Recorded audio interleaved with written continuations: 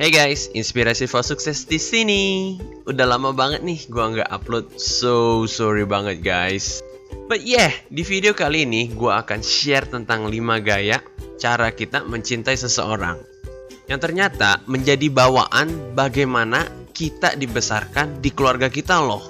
Walaupun kita memiliki pilihan untuk menjadi seorang dewasa yang kita mau dan harapkan, ternyata sudah terbukti masa kecil kita telah membentuk apa yang menjadikan kita sebagai dewasa yang pasti yang seperti sekarang ini. Seperti contohnya di saat kita semua itu bereaksi terhadap masalah dan juga gimana kita mengekspresikan perasaan kita ke seseorang. Kita mulai mempelajarinya di saat kita dapat mengerti dengan aktivitas di sekitaran kita dan juga sekitaran lingkungan kehidupan kita. Sudah terbukti dengan penelitian oleh ahli psikolog pernikahan dan keluarga Dr. Kay dan Milan Yerkovich telah menemukan setiap orang dewasa memiliki style atau gaya cara mereka mencintai yang dibangun semenjak kita kecil. Dan gaya mencintai ini adalah di mana seseorang merespon dan bereaksi dengan pasangan hidupnya. Dengan pengetahuan ini, gaya cara pasangan lu mencintai dapat memperdalam hubungan lu dengan cewek lu loh. Di sini, lu semua bukan hanya belajar untuk menjadi pasangan yang lebih baik, tetapi bakal menjadi orang tua yang lebih baik. So, gue saranin untuk tonton semua videonya sampai akhir untuk masa depan keluarga lu yang lebih amazing, guys.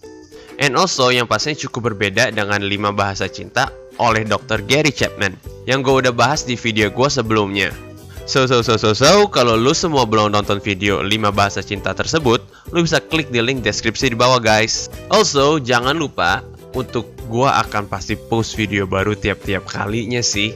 So, don't forget to subscribe dan klik tombol notifnya, guys, di sini ya. So ya, ini dia 5 gaya mencintai dari Dr. Kay and Milan Yerkovich.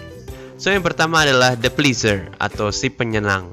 Biasanya di sini adalah seorang anak yang dibesarkan di dalam keluarga atau orang tua yang sangat kritikal, overprotective, dan juga pemarah. Sebagai kanak-kanak, pleaser selalu berusaha sebisa mungkin untuk menjadi anak yang baik dan selalu bertingkah laku paling nurut. Dan biasanya tidak ingin memprovokasi respon yang negatif terhadap orang tuanya. Yang penting orang tua gue happy deh. Biasanya, pleaser tidak menerima comfort atau penghiburan dari keluarganya, tetapi malah sebaliknya. Pleaser yang selalu berusaha memberi comfort dan penghiburan ke orang tuanya yang sangat reaktif. Pleaser selalu tidak merasa nyaman dengan perselisihan dan juga konflik. Dan kalau ada cekcok atau perselisihan, dialah orang yang pertama akan minta maaf dan melerai masalah tersebut. Most of the time, mereka akan selalu susah untuk berkata tidak, dikarenakan mereka ingin meminimalisir perselisihan. So, mereka itu selalu berkata bohong di situasi dimana untuk menghindari konfrontasi, yang penting orang lain itu happy aja. Dengan pleaser beranjak dewasa, mereka mempelajari untuk bagaimana melihat mood orang lain di sekitarannya untuk memastikan semua orang di sekelilingnya itu happy and bahagia.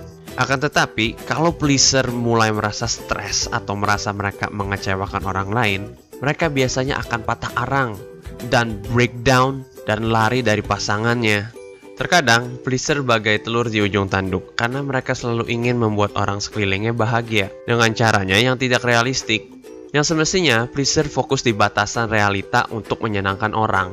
Tetapi kebanyakan pleaser, mereka malah memaksakan kemauan dan keinginan orang lain agar mereka semua happy. Dan gue akan share tips untuk pleaser menjadi pasangan yang lebih baik dan memiliki hubungan yang lebih stabil. Mereka harus lebih terbuka dan jujur dengan perasaannya ke orang lain dibanding harus memaksakan ekspektasi orang-orang di sekitarannya. Dan gaya yang kedua adalah the victim atau si korban. The victim biasanya dibesarkan di dalam keluarga yang dengan keadaan semeraut dan juga chaotis banget. Victim belajar untuk merelakan situasinya dengan tidak memperhatikan dirinya sendiri. Anak-anak victim biasanya akan bersembunyi dan lebih baik terdiam dari situasi keadaan realitanya yang hancur. Dikarenakan di dalam realitanya mereka sangat menderita. Biasanya victim akan membuat dunia imajinasinya sendiri untuk menghindari apa yang terjadi di sekelilingnya. Victim biasanya memiliki tingkat percaya diri yang sangat rendah dan bergumul dengan anxiety dan juga depresi. Victim biasanya akan berpasangan dengan the controller dikarenakan memiliki tingkah laku yang sama dengan orang tuanya. Mereka biasanya cuma mau mengikuti saja dan go with the flow. Dikarenakan mereka sudah terbiasa dengan situasi yang bikin stres dan semrawut.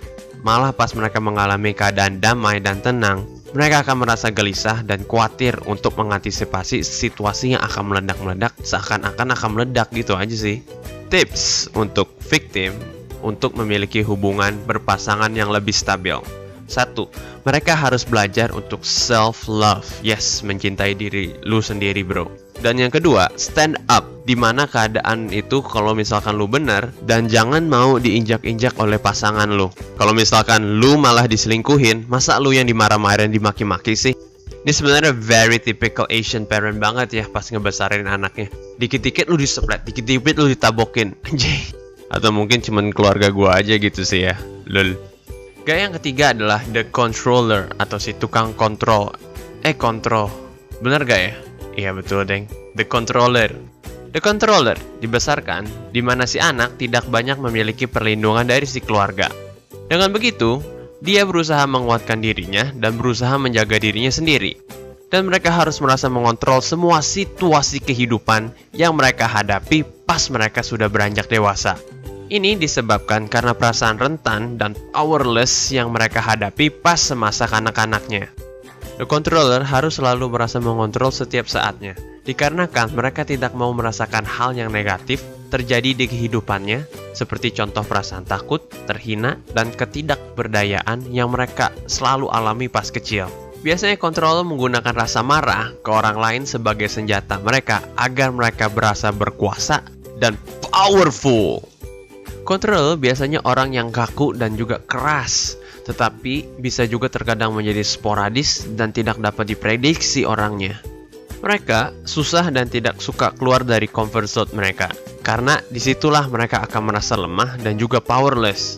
Karakter lainnya, mereka juga suka menyelesaikan masalah secara sendirian doang. Pastinya hanya dengan caranya sendiri, dengan teknis yang mereka harapkan dan mau. Kalau berbeda dari yang mereka harapkan, ini akan memiliki resiko yang sangat tinggi untuk mereka meledak-meledak dan marah. Tips untuk seorang controller memiliki hubungan berpasangan yang stabil. 1. Mereka harus belajar untuk memaafkan. 2. Mempelajari untuk mempercayai orang lain. Dan 3. Menahan rasa marahnya dengan sehat atau menyalurkannya ke tempat yang lebih sehat. Gaya yang keempat adalah the facilitator atau si bimbang. The facilitator biasanya dibesarkan dengan orang tua yang tidak dapat diprediksi. Semasa kecilnya, facilitator belajar bahwa prioritas utama sang orang tua adalah bukan mereka sebagai anaknya.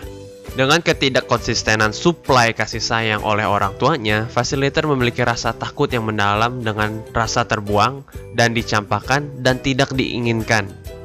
Pas di saat si orang tua baru menyadari untuk memberikan suplai kasih sayang dan waktu, biasanya facilitator malah menolak dikarenakan mereka sudah merasa marah dan lelah dengan tingkah laku si orang tuanya. Pada saat facilitator beranjak dewasa, mereka selalu mencari sebuah kasih sayang yang mereka tidak dapat dan hampa semasa mereka kecil. Karakter lainnya, mereka selalu mengidolaisasikan hubungan berpasangan atau pacaran pada awalnya. Tetapi, kalau hubungannya beranjak turun dan jelek, mereka akan selalu merasa kecewa dengan cepat dan disappointment. Dengan begitu, facilitator akan merasa terbuang dan meragukan hubungan tersebut. Apakah masih bisa dilanjutkan atau gua putus aja ya gitu. Selain itu, mereka akan merasa emotionally stressed dan konflik dengan perasaan mereka sendiri semasa mereka berhubungan, apakah mereka worth it untuk pasangannya. Itu orang facilitator bisa juga baperan dan juga sensi orangnya ternyata. So, tips agar facilitator memiliki hubungan yang stabil dan baik. 1. Lu semua harus belajar untuk berlangkah step by step untuk mengetahui pasangan lu terlebih dahulu sebelum berkomitmen terlalu cepat, bro. 2. Lu semua harus menghilangkan rasa ekspektasi yang tinggi terhadap pasangan lu. Kalau enggak, lu gampang jatuh dan sakit karena berasumsi pasangan lu tersebut luar biasa dan di luar ekspektasi lu sendiri. Dan ternyata mereka malah nggak perform.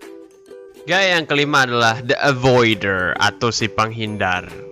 The avoider dibesarkan di keluarga yang kurang perhatian dan seringkali memiliki nilai independen, kemandirian, dan ketidaktergantungan yang sangat tinggi. Pada usia dini, avoider belajar untuk menjaga dirinya dan mengekang perasaan dan keperluannya sendiri. Dan juga untuk mengatasi anxiety dan juga rasa kegelisahan yang mereka miliki dikarenakan kekurangan comfort yang sangat minim dari orang tuanya. Karakter avoider adalah seorang yang mencintai untuk menyendiri di ruangannya sendiri pastinya, their own space, man.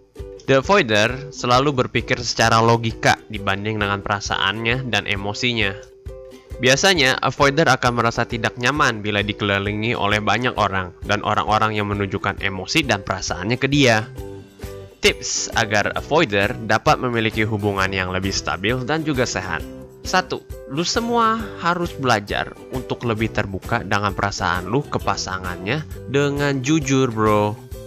2. Lu harus belajar menerima perasaan dan emosi orang lain terhadap lu. So guys, menurut kalian gaya cinta mana yang kalian milikin? So komen di bawah untuk berbagi dengan kawan-kawan sekalian. Atau komen, saya akan menjadi pasangan hidup yang sukses. So guys, sampai di sini dulu ya. Untuk video lainnya, kalian bisa klik di sini dan juga don't forget to subscribe. So, thank you for watching guys. See you again and stay inspired.